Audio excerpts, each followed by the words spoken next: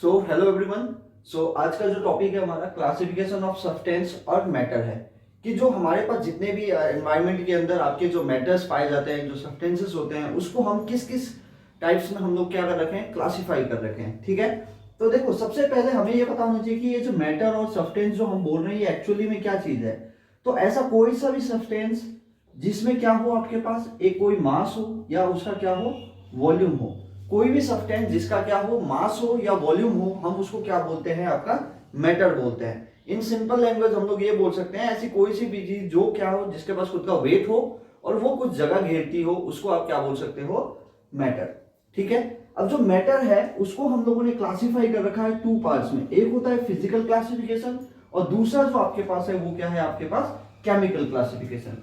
एक क्या है आपके पास फिजिकल क्लासिफिकेशन और दूसरा आपके पास क्या है, केमिकल क्लासिफिकेशन।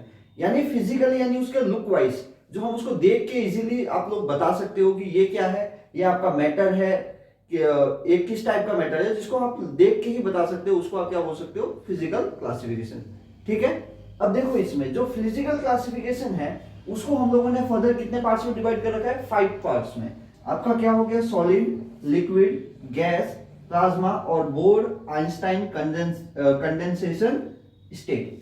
क्या है आपके 5 क्लासिफिकेशन है, वो कौन से हुए, आपके solid, liquid, gas, plasma, bore Einstein condensation state. Clear. अब देखो ये एक्चुअली में क्या होता है, इनको जब क्लासिफाई करते हैं तो हमें कुछ इन डेप्थ नहीं पढ़ना। जो हमारे एग्जाम पॉइंट ऑफ व्यू से है, जो एग्जाम पॉइंट ऑफ व्यू की बात करें तो इसमें 3 चीजें पूछी जाएगी। आपसे ये पूछा जाएगा कि इनमें से किसका शेप फिक्स होता है, किनका वॉल्यूम फिक्स होता है ना, किसको आप कंप्रेस कर सकते हो, क्या किसको कंप्रेस नहीं कर सकते हो, कुछ ये आपकी प्रॉपर्टीज होती है इनके, उनके बारे में हमें पढ़ना है। ठीक है, अब देखो इसमें अगर हम इन तीनों की बात करें जिसके बारे में हम लोग बचपन से पढ़ते आ रहे हैं, सॉलिड, लिक्विड और गैस की, पहले इन तीनों को हम कवर कर लेते हैं। इसमें अगर बात करें शेप, वॉल्यूम और कंप्रेसिबिलिटी, 3 प्रॉपर्टीज है जिनसे हमसे इनमें क्वेश्चन पूछे जाते हैं। इसके अलावा एक प्रॉपर्टी जो बचपन से आप लोग पढ़ते आ रहे हो वो क्या है कि जैसे कोई भी सॉलिड होता है उसके क्या होते हैं, पार्टिकल्स जो होते हैं वो क्या होता है, बहुत ही क्लोजली पैक्ड होते हैं, सब आपस में क्या होता है, पास पास में। लिक्विड के क्या होते हैं, पार्टिकल्स थोड़े दूर दूर होते हैं और गैस के पार्टिकल्स बहुत दूर होते हैं। ये तो क्या है, हम लोग नॉर्मल चीजें जो पढ़ते आ रहे हैं। जो मेन चीज आपकी आती है वो क्या आती है, इनमें से किसका शेप फिक्स है। तो आप कोई भी देखते हो जो भी ठोस होता है उनकी आपकी क्या होती है, उनकी शेप फिक्स होती है सॉलिड के अंदर, है या ना। उसका वॉल्यूम, उनका जो स्पेस वो ऑक्युपाई कर रहे हैं, वो जो स्पेस है उनका वो क्या है, वो भी फिक्स रहता है। ठीक है, अगर कंप्रेसिबिलिटी बात करें तो उसको अगर हम कंप्रेस करने की कोशिश करेंगे तो आपको ये चीज पता होना चाहिए कि सॉलिड को हम ज्यादा कंप्रेस नहीं कर सकते। जैसे आपकी बुक होती है या आपका टेबल होता है, आप जब उसको कंप्रेस करते हो तो कंप्रेस नहीं होता ज्यादा, है ना। तो इनकी जो कंप्रेसिबिलिटी होती है सॉलिड्स की वो क्या होती है, वेरी वेरी लेस। इसीलिए हम इसको क्या मान के चलते हैं, लगभग नेग्लिजिबल, यानी ना के बराबर है। ठीक है, फिर अगर आप बात करें लिक्विड की, तो लिक्विड का आपको पता है कोई भी फिक्स शेप नहीं होता। आप जिस भी कंटेनर में, जिस भी बर्तन में आप क्या करोगे, किसी भी लिक्विड को डालोगे, यानी जैसे आपने वाटर को डाला किसी भी किस कंटेनर के अंदर, तो वो क्या करेगा, उस कंटेनर का ही क्या ले लेता है, आपका शेप ले लेता है। तो उसका शेप भी क्या नहीं है, फिक्स नहीं है। दूसरा उसका जो आपका वॉल्यूम है, लेकिन ये आपको बहुत इंपॉर्टेंट है, आपको ये ध्यान होना चाहिए कि लिक्विड का शेप तो फिक्स नहीं होता, लेकिन जो इसका वॉल्यूम होता है वो क्या होता है, आपका फिक्स होता है। ठीक है, अगर हम बात करें कंप्रेसिबिलिटी की तो ये क्या होता है आपका, बहुत, इसका मतलब एज कंपेयर टू आपका गैस कम होता है, लेकिन सॉलिड के कंपेयर करें तो ज्यादा होता है। इन दोनों के बीच का इसकी कंप्रेसिबिलिटी रहती है। एग्जाम्पल के रूप में अगर बात करोगे, आपका एलपीजी आता है, क्या आता है, एलपीजी, जो कि आपका क्या होता है, लिक्विफाइड पेट्रोलियम गैस। क्या होता है, लिक्विफाइड पेट्रोलियम गैस। एक टाइप का ये लिक्विड होता है जिसको हम क्या करते हैं, बहुत ज्यादा हाई प्रेशर में हम क्या करके रखते हैं, इस लिक्विड को कंप्रेस करके रखते हैं। ठीक है, चलो इसके बाद देखो गैस की प्रॉपर्टी आपकी क्या रहेगी, ना ही तो गैस का कोई शेप होता है फिक्स और ना ही इसका क्या होता है, आपका वॉल्यूम फिक्स होता है। ठीक है, तो गैस को आपको पता है इनके पार्टिकल्स बहुत बहुत दूर हैं, तो दूर होने की वजह से इनका ना तो कोई शेप है ना ही इनका कोई वॉल्यूम फिक्स होता है। जो इसमें होता है इसकी कंप्रेसिबिलिटी अगर आप बात करो तो ये तो कंप्रेसिबिलिटी बहुत ज्यादा हाई है, आप इसको बहुत ज्यादा क्या कर सकते हो, कंप्रेस कर सकते हो। तो यहाँ पे कंप्रेसिबिलिटी भी अगर क्वेश्चन आता है तो हमें पता होना चाहिए कि अगर गैस को हम कंप्रेस करेंगे तो आपका वो किस स्टेट में चेंज हो जाएगा, लिक्विड स्टेट में चेंज हो जाएगा। ठीक है, अगर गैस को आप कंप्रेस करते हो तो किस स्टेट में आएगा, लिक्विड स्टेट में आएगा, और लिक्विड को अगर हम कंप्रेस करते हैं तो किस स्टेट में कन्वर्ट हो जाता है सर, ये किस स्टेट में हो जाएगा आपका, सॉलिड स्टेट में आपका कन्वर्ट हो जाता है।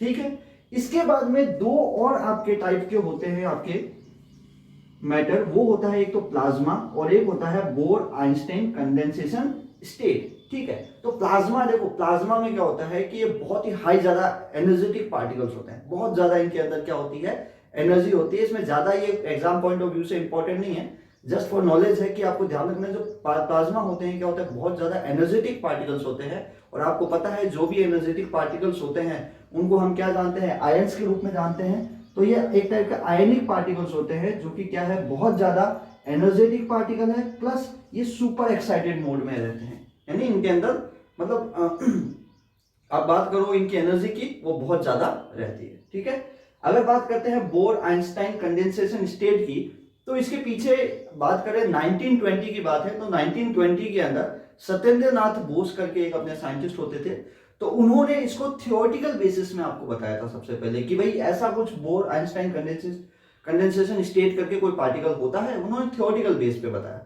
जिसको बाद में एक अमेरिकन साइंटिस्ट ने क्या किया, एज अ प्रैक्टिकली उन्होंने उस चीज को क्या किया, उसको ऑक्यूपाई किया, यानी उसको उन्होंने प्रूव किया कि ऐसा कुछ रियली में एग्जिस्ट कर रहा है।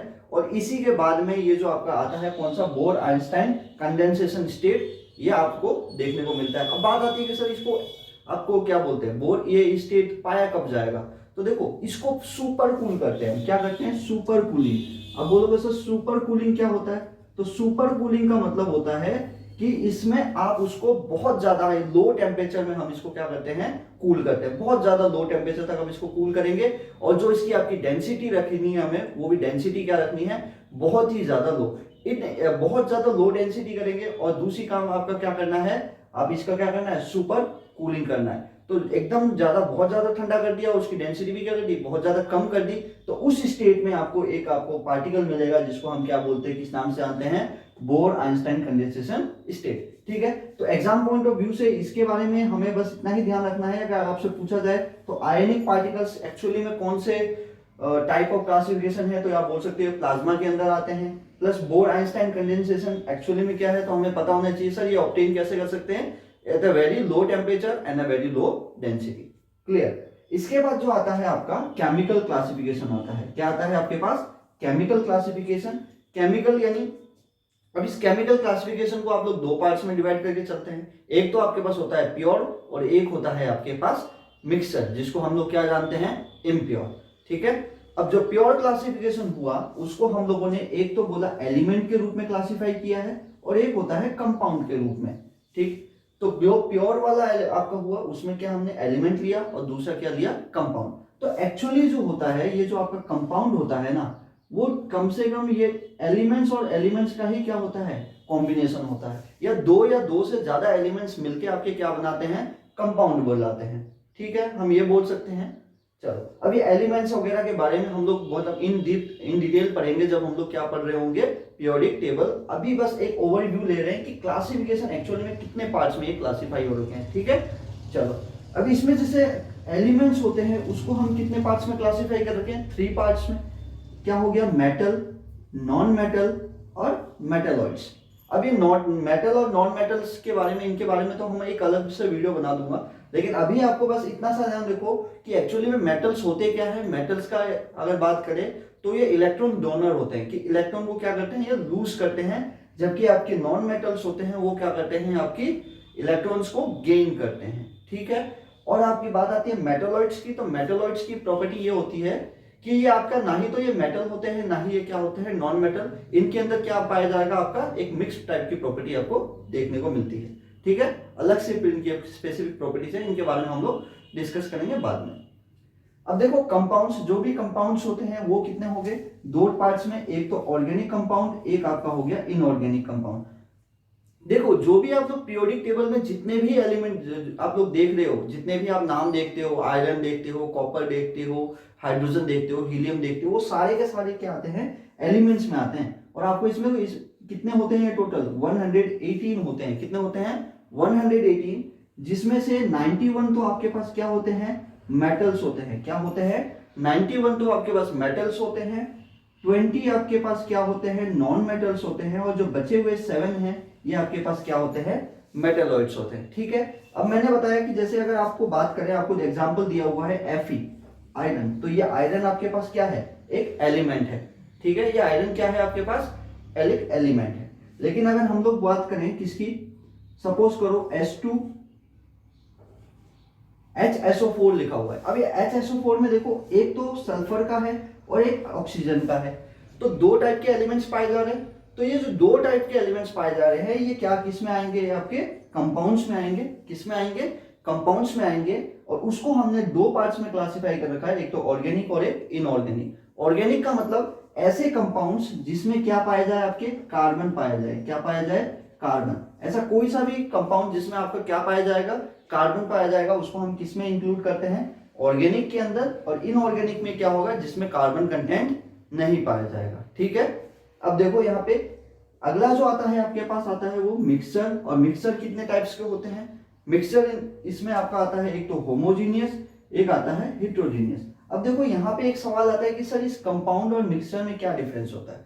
तो कंपाउंड और मिक्सचर में ये डिफरेंस होता है, ये भी क्या है? Combination of more than two elements, लेकिन इसका जो प्रोपोर्शन होता है, जो आपका रेशियो होता है, वो हमेशा क्या होता है? फिक्स्ड होता है। क्या होता है? फिक्स्ड होता है। जबकि मिक्सचर के अंदर कोई भी दो चीजों को आप मिलाते हो तो उनका जो रेशियो होता है वो कभी भी फिक्स नहीं होता। इसमें क्या आता है आपका? एक तो आता है होमोजीनियस, एक आता है हेट्रोजीनियस। ठीक है, एक तो आपका आता है होमोजीनियस मिक्सचर और एक आता है आपके पास हेट्रोजीनियस मिक्सचर। होमोजीनियस मिक्सचर को आप सिंपली ऐसे समझ सकते हो इन अ सिंपल लैंग्वेज कि आप किसी भी अगर दो कंपाउंड्स को या दो मेटल्स को क्या कर रहे हो? आप मिक्स कर रहे हो। हम कोई भी दो सब्सटेंस को क्या कर रहे हैं? मिक्स कर रहे हैं। तो अगर आप उसका क्या होगा? उसकी बाउंड्री अगर आपको क्लियरली दिखाई नहीं दे रही, एकदम पूरी तरीके से वो चीज क्या हो जा रहा है? घुल जा रहा है, उस केस में हम उसको क्या बोलते हैं? Homogeneous mixture.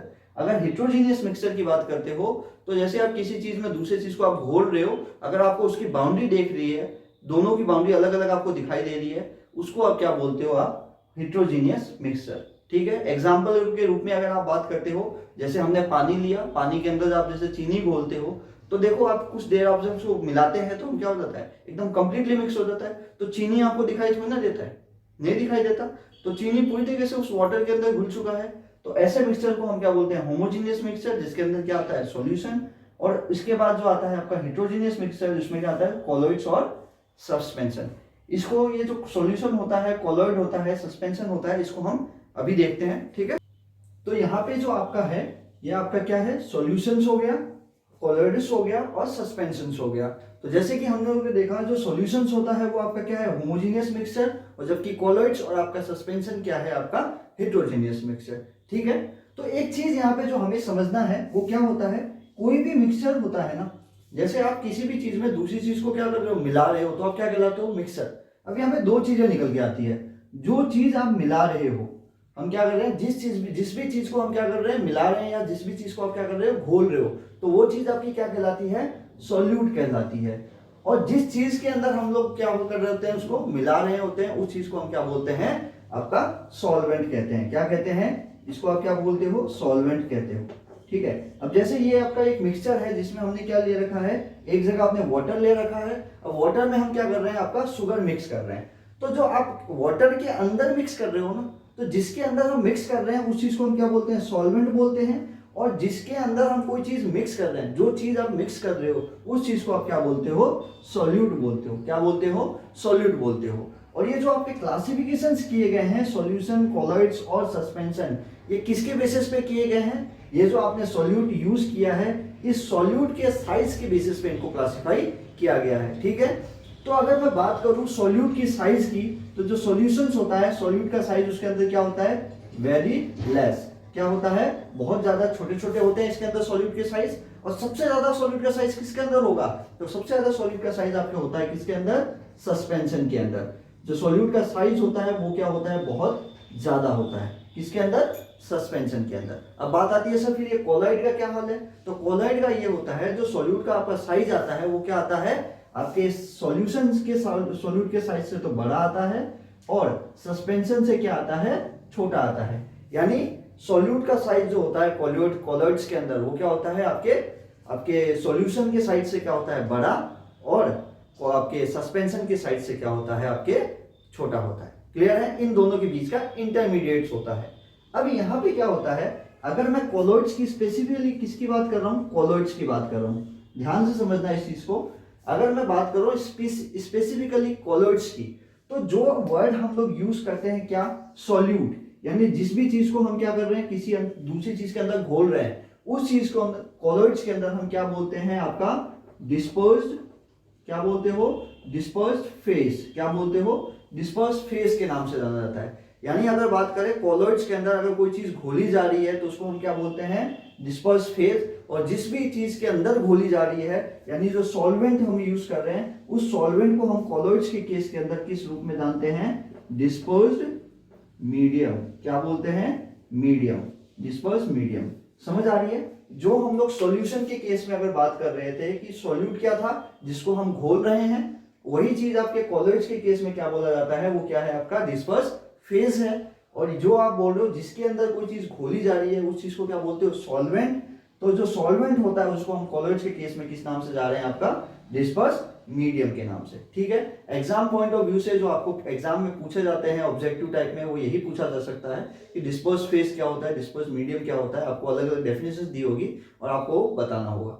ठीक है? इसके बेस पे जो कॉलॉइड्स होते हैं उनके कुछ टाइप्स होते हैं, वो कौन कौन से टाइप्स होते हैं डिस्पर्स्ड फेज और डिस्पर्स्ड मीडियम के बेस पे, उसको हम करेंगे, याद करने की कोशिश करेंगे। प्लस एक छोटे छोटे ट्रिक्स के माध्यम से हम देखेंगे कि इन सारी चीजों को हम समझ सके। ठीक है? तो अब हम ये देखते हैं टाइप्स ऑफ कॉलॉइड्स कितने होते हैं on the basis of dispersed phase और डिस्पर्स्ड मीडियम। तो डिस्पर्स्ड फेज और डिस्पर्स्ड मीडियम के बेसिस पे कितने टाइप्स ऑफ कॉलॉइड्स होते हैं वो हम देख लेते हैं। ठीक है? तो देखो तीन टाइप के आपके क्या है, डिस्पर्स्ड फेज हो सकते हैं। कौन कौन से, गैस, लिक्विड, सॉलिड, तीन टाइप के हो सकते हैं। और तीनों ही तीन अलग अलग चीजों में घुले जा सकते हैं, जैसे आपका हो गया गैस, लिक्विड और सॉलिड। ठीक है? तो इसी तरीके से हम इंडिविजुअली गैस के साथ, ऐसे ही लिक्विड का तीनों के साथ और सॉलिड का तीनों के साथ देखेंगे। ठीक है? और इनके बेसिस पे कितने टाइप्स के कॉलॉइड्स होते हैं वो भी हम देखते चलेंगे। तो सबसे पहले जो हम वर्क करेंगे, हम ये जो टाइप ऑफ कॉलॉइड्स है इनको लर्न करेंगे, और उसके बाद इसके बाद जो आपका एग्जांपल्स है उसको हम लोग क्या करेंगे, कवर करेंगे। ठीक है? तो चलो स्टार्ट करते हैं। जैसे आपका सबसे पहला है गैस। तो गैस के लिए एक ट्रिक याद करेंगे कि गैस के लिए ये ट्रिक है कि जहां कहीं भी अगर आपका गैस आपका क्या आता है, अगर गैस आपका डिस्पर्स फेज में होता है ना, अगर आपका गैस कहां पे होता है, डिस्पर्स फेज के अंदर, तो उसके लिए हम जो वर्ड यूज करेंगे वो वर्ड क्या यूज करेंगे, फोम। क्या यूज करेंगे, फोम यूज करेंगे, ये ध्यान रखो। तो देखो डिस्पर्स फेज में आपके पास गैस है, तो हम क्या यूज कर रहे हैं, देखो वर्ड यूज कर रहे हैं फोम। ठीक है? हम कौन सा, फोम यूज कर रहे हैं। तो इस केस में आपको याद रखना है कि अगर गैस सॉलिड में हो रहा है, किसमें हो रहा है, सॉलिड में घुल रहा है, तो उस केस में आपका कैसा हो जाएगा, सॉलिड फॉर्म। ठीक है? अगर गैस केवल लिक्विड में रह रहा है तो क्या रह जाएगा, नॉर्मल आपका फोम रह जाएगा। ठीक है? अगर गैस में है तो इसके लिए कोई भी हमारे पास स्पेसिफिक नेम नहीं है। क्यों? क्योंकि आपको पता है गैस और गैस का जो मिक्सचर होता है वो क्या कहलाता है, आपका एयर कहलाता है। ठीक है? तो वो आपका केवल एग्जांपल ध्यान रखना है कि एयर क्या है, गैस और गैस का मिक्सचर होता है। इसके लिए हमारे पास कोई स्पेसिफिक नेम नहीं है। तो हमारे पास क्या याद रखना है कि गैस अगर डिस्पर्स फेज में है तो हमारे लिए वर्ड क्या आएगा, फोम। और अगर वही गैस अगर सॉलिड के अंदर क्या हो रहा है, घुल रहा है, तो उसके लिए क्या आ जाएगा, आपका सॉलिड फॉर्म। क्लियर? चलो नेक्स्ट देखते हैं। पहले हम इसको एक बार छोड़ देते हैं लिक्विड वाले को, पहले हम देख लेते हैं किसको, सॉलिड को। तो देखो सॉलिड का एक वर्ड आपको दिख रहा होगा, सॉलिड में SOL दिख रहा है। हम किसकी बात कर रहे हैं, डिस्पर्स फेज के साथ ट्रिक अपना रहे हैं। ठीक है? तो डिस्पर्स फेज में देखो सॉलिड में आपको क्या दिख रहा है, SOL। तो SOL यानी सॉलिड के लिए आपके लिए जो वर्ड आप पकड़ोगे, कौन सा पकड़ना है, सोल। और ये आपका क्या हो गया, सोल। ठीक है? तो अगर डिस्पर्स फेज में आपके पास क्या है, सॉलिड, तो आपके पास जो कॉलॉइड्स आएगा उसमें क्या आएगा, सोल आएगा। ठीक है? अगर यही सॉलिड आपके सॉलिड में घुल रहा है तो क्या हो गया, सॉलिड सोल। अच्छा, यही सॉलिड आपके लिक्विड में घुल रहा है तो आपके पास क्या हो जाएगा, हम एक बार इसको मान लेते हैं लिक्विड सोल, लेकिन एक्चुअली में क्या है, सोल है। लेकिन याद करने के पर्पज से हम लोग कैसे याद करेंगे कि अगर सॉलिड में हो रहा है तो क्या हो जाएगा, सॉलिड सोल। सॉलिड अगर आपका किस में हो रहा है, लिक्विड में हो रहा है, तो क्या आ जाएगा, लिक्विड सोल। अच्छा, ऐसे ही सॉलिड अगर गैस में हो रहा है तो गैस के लिए हम लोग एक वर्ड जानते हो, क्या आता है, एयर, तो एरोसोल। समझ आ रहा है, क्या आ जाएगा, एरोसोल। क्लियर? चलो अब हम देख लेते हैं लिक्विड के लिए। लिक्विड के लिए हमारे पास ऐसा कुछ खास ट्रिक नहीं है, लेकिन बस आप ध्यान रख लो कि लिक्विड गैस में घुल रहा है। क्या घुल रहा है? लिक्विड गैस में घुल रहा है। और गैस के लिए हम लोग वर्ड क्या यूज करते हैं? एरो यूज करते हैं। और क्या घुल रहा है? इसके बाद लिक्विड घुल रहा है, तो हम इसलिए क्या बोलेंगे? Liquid aerosol. ठीक है, चलो अगर ऐसे ही आपके पास आता है लिक्विड, क्या आता है? लिक्विड और लिक्विड। तो लिक्विड और लिक्विड के लिए क्या आएगा आपके पास? इमल्सन। और लिक्विड अगर आपका घुल रहा है किसके अंदर? सॉलिड के अंदर, तो आपके पास क्या आ जाएगा? जेल आ जाएगा। क्या आ जाएगा? जेल। अगर लिक्विड आपके किस में घुल रहा है? सॉलिड में। देखो एग्जांपल मतलब कैसे याद रखें कि लिक्विड अगर सॉलिड में घुल रहा है तो कैसे होगा? देखो बालों में लगाने वाला जेल आता है ना हमारे पास, तो बालों में लगाने वाले जेल में क्या देखते हो आप कि आपका जो बाल है, आपके जो हेयर्स है वो क्या होते हैं? सॉलिड है। और जो जेल आप यूज करते हो वो कैसा होता है? लिक्विड। तो लिक्विड अगर सॉलिड में घुल रहा है तो क्या कहलाएगा? जेल कहलाएगा। ठीक है, ऐसे आप लोग इसको याद रख लेना। अब चलो इनके हम लोग क्या देख लेते हैं? इनके एग्जाम्पल्स देख लेते हैं। तो एग्जाम्पल्स में अगर देखो तो फोम में क्या हो रहा है आपका? गैस लिक्विड में घुल रहा है। तो यार इसको याद कैसे करें इसका एग्जाम्पल? तो गैस लिक्विड, तो गैस में लिक्विड, यानी हम देखते हैं जब कभी आप सोडा वाटर की ढक्कन खोलते हो तो आपको गैस बाहर निकलता है क्या? यानी इसका मतलब लिक्विड के अंदर क्या है? गैस भरा हुआ है। तो आपका क्या आ जाएगा? Soda water. क्या आ गया आपके पास? Soda water. अच्छा, ऐसे ही आप लोग देखो सेविंग क्रीम भी इसी का एग्जांपल है। तो सेविंग क्रीम को कैसे याद करें? तो आजकल आपको पता है कि जितने भी सेविंग क्रीम्स आते हैं वो क्या आता है आपके पास? सेविंग फोम भी आता है। उसको बोलते हैं ना फोम आता है, जो अपन फोम लगाते हैं सेविंग करने के लिए। तो उससे आप याद रख सकते हो। फोम से आपका क्या याद रहेगा? Shaving cream. क्लियर? चलो नेक्स्ट देख लेते हैं सॉलिड फोम। अब सॉलिड फोम में आपको क्या करना है? सॉलिड फोम में एक तो आप कॉर्क याद रखोगे, अब इसको फोम और रबर आपको याद करना है। तो इसको कैसे याद करें? Foam rubber. तो फोम हम किसके लिए यूज करते हैं? आपको मैंने बताया था फोम हम यूज करेंगे किसके लिए? गैस के लिए। अच्छा, और रबर का नेचर कैसा होता है? तो रबर का नेचर होता है सर कैसा? सॉलिड। कैसा नेचर होता है? सॉलिड। तो आप यहां से याद कर सकते हो कि गैस किस में घुला हुआ है? आपके सॉलिड में। और गैस आपके अगर सॉलिड में घुला हुआ है तो क्या बोलते हैं उसको? Solid sol. और सॉलिड सोल का एग्जांपल आपका क्या आ जाएगा? Foam rubber. याद रहेगा ऐसे? ठीक है। इसके बाद आप अगर देखते हैं हम लिक्विड के अंदर आपके पास आता है लिक्विड एरोसोल, यानी लिक्विड आपका गैस में घुला हुआ है। गैस कैसे याद करोगे? गैस यानी आपका एटमॉस्फेयर हो गया। अब एटमॉस्फेयर में लिक्विड घुला हुआ है, मतलब कहने का ये हुआ कि आपका जो एटमॉस्फेयर में उसमें लिक्विड का मतलब क्या हुआ? वाटर वेपर्स है। यानी अगर बहुत ज्यादा वाटर वेपर्स हो गया तो आपको पता है धुंध जम जाता है, फॉग आ जाता है, मिस्ट आ जाता है। और यही वाटर वेपर अपने स्काई के ऊपर जाने के बाद क्या बना लेता है? क्लाउड्स बना लेता है। तो ये आपका एग्जांपल हो जाएगा, फॉग, मिस्ट, क्लाउड्स। ये किसका एग्जांपल हो गया आपका? लिक्विड एरोसोल का। ठीक है, चलो इसके बाद आता है आपका इमल्सन जो कि होता है लिक्विड और लिक्विड का। तो इमल्सन लिक्विड का आपको इसको याद कर लो बस, क्या है? मिल्क और हेयर क्रीम। ये आपको इजीली याद रह जाएगा। मिल्क और हेयर क्रीम, ये किसका एग्जांपल है आपका? इमल्सन का। ठीक है, चलो इसके बाद आपका जेल, जैसे कि मैंने आपको बताया जेल से आपको याद आ जाएगा, जेल से क्या? Just jelly. क्या आ जाएगा? जेल से आपको क्या आ जाएगा? जेली। ठीक है, जेल से क्या? जितनी भी जेलीस होती है, ऐसे ही बटर, चीज, ये सब किसके एग्जांपल हैं? आपके जेल के। ठीक है, चलो इसके बाद आता है आपके पास एरोसोल का क्या होगा? एरोसोल का मतलब क्या हो गया कि सॉलिड पार्टिकल्स किस में है? एयर में। अच्छा, लिक्विड पार्टिकल एयर में होगा, यानी वाटर वेपर्स एयर में है, तो वो कौन सा हो गया? Fog, mist, cloud. और सॉलिड पार्टिकल्स अगर एयर में है तो आप बोलते हो जितने भी डस्ट पार्टिकल्स होते हैं एयर के अंदर, वो किसके एग्जांपल्स हैं? आपके एरोसोल के। ठीक है, जो सबसे इंपॉर्टेंट है, मोस्ट इंपॉर्टेंट है, ये आपका सोल के बारे में पूछा जाता है। तो सोल में क्या होता है? सॉलिड जो है लिक्विड में घुलता है। और इसका एग्जांपल क्या है आपके पास? इंक। तो इसको ये कई बार पूछा जाता है। तो इंक को हम कैसे याद रखेंगे? इंक कैसे याद रखेंगे? तो हम ऐसे याद करते हैं कि इंक यानी कलर है एक टाइप का। कैसा कलर है? ब्लू कलर का कलर, नीले कलर का है इंक, है ना। तो जैसे आप दीवार क्या बोलते हैं, होली के टाइम पे हम लोग किसी को रंग लगाते हैं, है ना। तो रंग लगाने के लिए आपको पता है एक कलर लेके आते हैं जो कि पाउडर फॉर्म में होता है, उसको हम थोड़ा पानी में मिलाते हैं, है ना। पानी में मिलाते हैं, कलर लेके आते हो जिसको आप किस में मिलाते हो? पानी में मिलाते हो। तो उसका एक पर्टिकुलर कलर आता है ना, जिस भी कलर का, जैसे ब्लू कलर का आपने पाउडर लेके आए, उसको आपने वाटर में मिलाया तो ब्लू कलर का आपका क्या बन गया? कलर बन गया। तो ऐसे याद करो, वो कलर क्या है? एक तरह का इंक ही तो है। ऐसा मान लो नीले कलर का वो इंक बन गया आपका, है ना। तो आप पाउडर को किस में मिला रहे हैं? वो लिक्विड में। तो आपका क्या बन रहा है? आपको एक इंक टाइप का बन रहा है, तो उससे आपको याद रहेगा इंक। ठीक है, तो पाउडर जो था आपका क्या था? सॉलिड। और जो आप पानी में मिला रहे हो वो क्या था? आपका लिक्विड। और वो क्या बनाया था? एक तरह का इंक बना रहा था।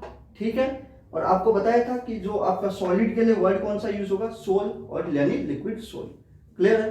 चलो, सॉलिड अगर सॉलिड में घुला हुआ है तो सॉलिड और सॉलिड में घुला हुआ है तो इसको कैसे याद रखें, तो सॉलिड और सॉलिड यानी सॉलिड का एग्जांपल एक मेटल और दूसरा मेटल, अगर दो मेटल आपस में मिले हुए हैं, मिला रहे के कुछ नया बना रहे हैं, तो आपको पता है दो या दो से ज्यादा मेटल्स का कॉम्बिनेशन क्या कहलाता है, एलॉय कहलाता है।